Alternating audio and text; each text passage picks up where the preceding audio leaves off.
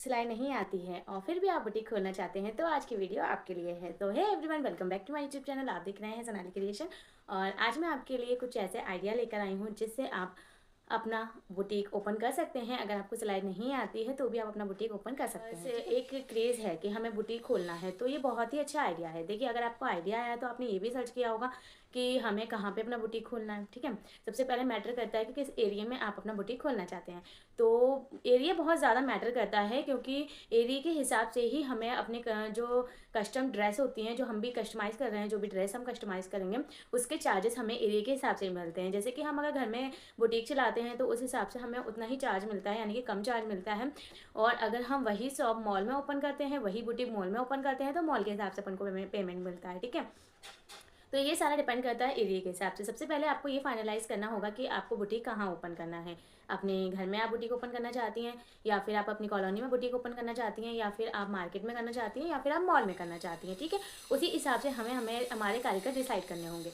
अब कारीगर किसको कहते हैं? कारीगर उन्हें कहते हैं जो हम काम नहीं करेंगे वो हमारी जगह पे सिलाई का काम करेंगे। ठीक है, उन्हें हम यहाँ पे कारीगर बोल रहे हैं, सर्विसमैन। ठीक है, जो हमें हमारे ड्रेस स्टिच करके देंगे और इन्हीं ड्रेस के बदौलत हम हमारे कस्टमर बनाएंगे। ठीक है, अब अगर हमारा मार्केट में होता है बुटीक, ठीक है, ओपन, अब देखो घर में होता है तो घर में तो हमें ज़रूरत ही नहीं है, इतनी नीड ही नहीं है हमें कि हम कारीगर रखें, क्योंकि घर में इतनी सिलाई आती नहीं है। और अगर आपने कारीगर रख भी लिया कोई सा तो फिर उसको आप जो सैलरी दोगे, बिकॉज वो बिना सैलरी के तो अपॉइंट नहीं होगा। सैलरी आपको उसकी फिक्स करनी पड़ेगी, चाहे आप 2,500 दो, 3,000 दो, या फिर पर पीस के हिसाब से उसे सैलरी दो, तो आपको उसको सैलरी देनी पड़ेगी। ठीक है, और अगर आपके पास डेली का अगर एक सूट आता है और महीने के 30 सूट आते हैं तो फिर वो आप खुद ही हैंडल कर सकते हो। उसके लिए आपको कारीगर की कोई ज़रूरत ही नहीं है, क्योंकि कारीगर को भी फिर सैलरी देनी पड़ेगी, है ना। तो उसके लिए आपको कारीगर की ज़रूरत नहीं है। अगर आपके होम बुटीक में 4-5 सूट डेली के आते हैं और डेली के आप करते हो तो उसके लिए आप कारीगर रख सकते हो। ठीक है, वैसे हमारा टॉपिक ये है कि अगर आपको सिलाई नहीं आती है तो आप कैसे बुटीक ओपन कर सकते हो। ठीक है, तो अपने टॉपिक पे बात करते हुए कि हम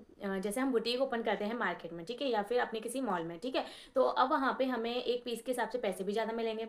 ओके, और अगर आपको सिलाई नहीं आती है तो आप 1 या 2 कारीगर रख सकते हो। ठीक है, सबसे पहले जब हम ओपन कर रहे हैं बुटीक, उनमें इन्वेस्टमेंट आपको अपने हिसाब से करनी है, एरिया के हिसाब से भी आपको करनी पड़ सकती है। ठीक है, मैं ये भी बता दूं आपको, क्योंकि अगर मार्केट में खोल रहे हो तो आप कम पैसों में भी आप बुटीक ओपन कर सकते हो। अपना 50,000 1 लाख में अपना आप बुटीक ओपन आराम से कर सकते हो, ऐसी कोई वो नहीं है।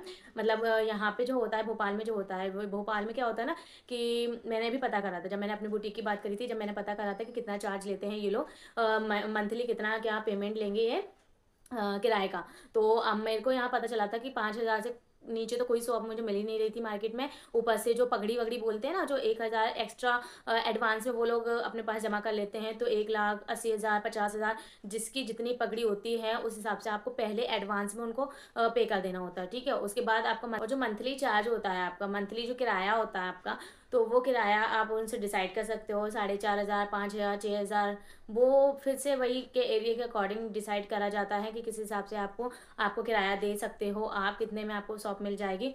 उस हिसाब से अगर आपका बजट है तो आप मार्केट में आराम से खोलिए। अगर यही शॉप आपको मॉल में खोलनी है तो फिर मॉल में और ज़्यादा एक्सपेंसिव हो जाएगा। अगर आप अच्छे स्केल पे खोलना चाहते हो, मॉल में खोलना चाहते हो, तो आप मॉल में अपने सबसे पहले एक शॉप विजिट कीजिए, ढूंढिए। वहाँ पर आपको एक शॉप मिल जाती है, वहाँ पे आप अपना बुटीक ओपन कर सकते हैं। बुटीक का नाम अपने नाम के हिसाब से आप रखिए, कुछ ऐसा रखिए जो आपसे मिलता जुलता हो, जिससे आपकी भी पहचान बने। ठीक है, क्योंकि आपको सिलाई करनी नहीं है और सिलाई आपको आती नहीं है और आपको बुटीक भी ओपन करना है, तो ऐसा ना हो कि सिर्फ कारीगर, मतलब अपने कारीगर अपने काम कर रहे हैं और हमें कोई जानता ही नहीं है ना। तो आप बुटीक ओनर हो और आप बुटीक चलाओगे तो आप अपना नेम बुटीक का कुछ इस तरीके से रखो जिससे आपकी भी एक पहचान बने। ठीक है, जो आप कार्ड छपवाओगे वो भी अपने नाम के हिसाब से ही छपवाइएगा, जिससे आपकी पहचान बने। ठीक है, सेकेंडली, अगर आपको क्या होता है, आपने कारीगर रख लिए हैं तो कारीगर आप पर पीस के हिसाब से रख सकते हो। ठीक है, या फिर मंथली उनका पेमेंट आप कर सकते हो चाहो तो। ठीक है, या तो आप मंथली उनको सैलरी दे दो।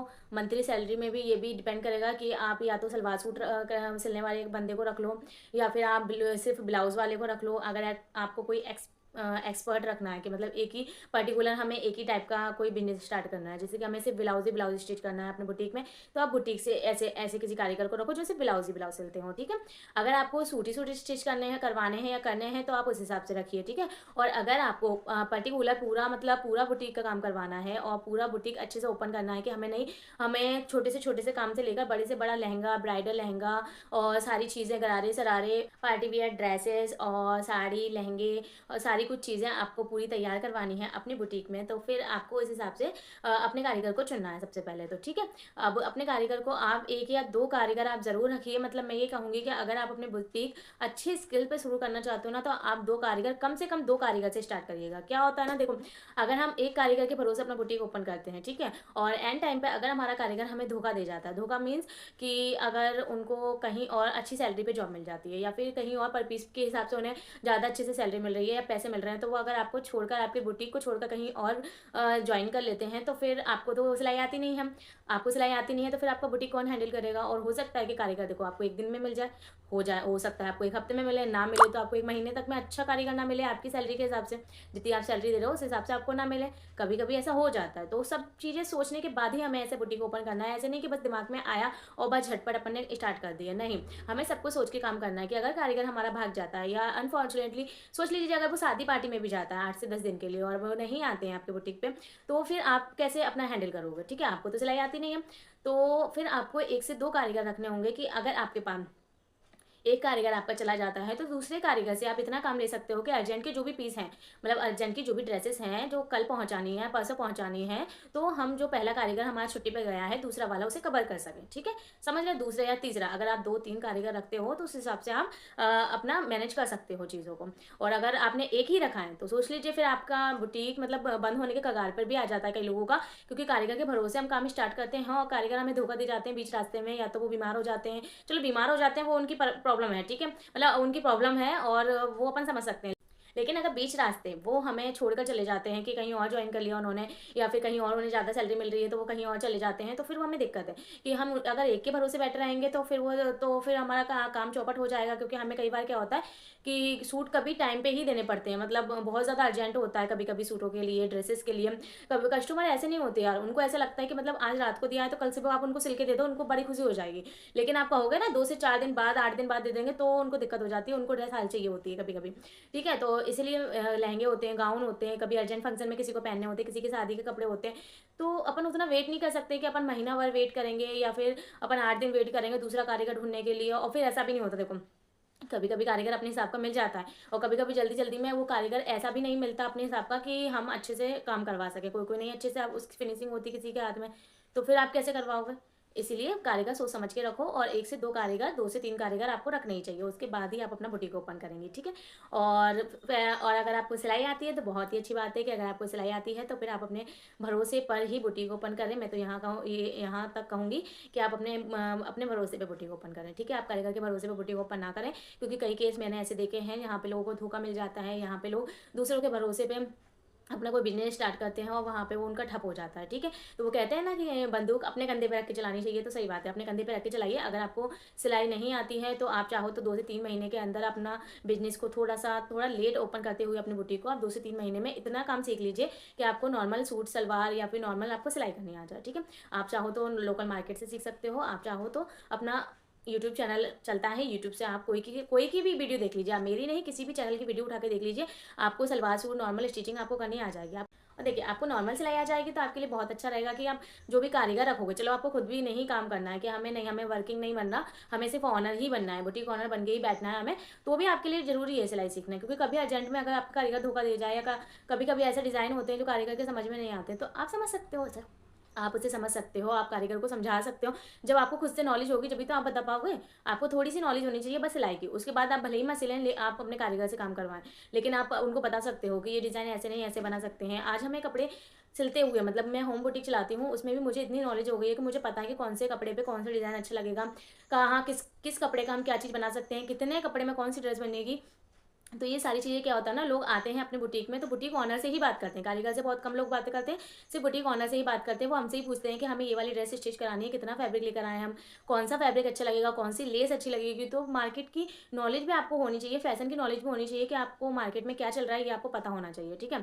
तो आपको सिलाई आती होगी तो आपको ये फ़ायदा रहेगा कि आपके कारीगर अगर एंड टाइम पे इधर उधर हो जाते हैं तो आप वो पीस कहीं से भी रेडी करवा सकते हो, या कभी कभी खुद भी रेडी कर सकते हो। और अगर आपको थोड़ी सी सिलाई आती है, उसके बाद जब आपके कारीगर वहाँ पे काम करेंगे तो आपको देख देख के भी थोड़ी चीज़ें आ जाएंगी, क्योंकि सिलाई क्या होता है ना, कभी भी पूरी आती ही नहीं है, पूरी कोई सीख ही नहीं सकता। क्यों नहीं सीख सकता? क्योंकि मार्केट में कोई ना कोई ट्रेंड आता ही रहता है।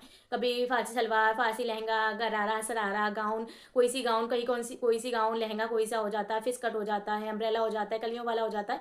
तो बहुत सारी चीज़ें ऐसी हो जाती हैं जो नई नई मार्केट में आती रहती हैं। तो हम कहाँ तक सिलाई सीखेंगे? हमें सिलाई बस बेसिक और नॉर्मल सीखनी है, उसके बाद में ये सारी क्रिएटिविटी हमारे हाथ की होती है, जो हम मेहनत करके अपने हाथ से जो सिलते हैं ना, जो सिल के हमें सारी चीज़ें आ जाती हैं। Don't worry. तो आपको परेशान होने की ज़रूरत नहीं है। जो 2-3 महीने पहले आप अपना बुटीक ओपन करना चाहते हैं, तो 2-3 महीने अपने सीखने में लगा दीजिए आप। जो 2-3 महीने आप अपने सीखने में लगा देंगे, तो वो 2-3 महीने के अंदर आपको इतना आ जाएगा कि आप अपने कारीगर को हैंडल कर सकते हो और आप अपना बुटीक अच्छे से मैनेज कर सकते हो, ठीक है। और अगर आपके कारीगर कभी एंड टाइम पे यहाँ से वहाँ हो भी जाते हैं, तो आप आराम से उसे मैनेज कर सकते हो अपने बुटीक को। तो चलिए, आज आपके साथ मैंने कुछ टिप्स शेयर किए हैं। अगर वीडियो पसंद आए तो इसे एक लाइक कीजिएगा, मेरे चैनल को सब्सक्राइब कीजिएगा। Thank you for watching.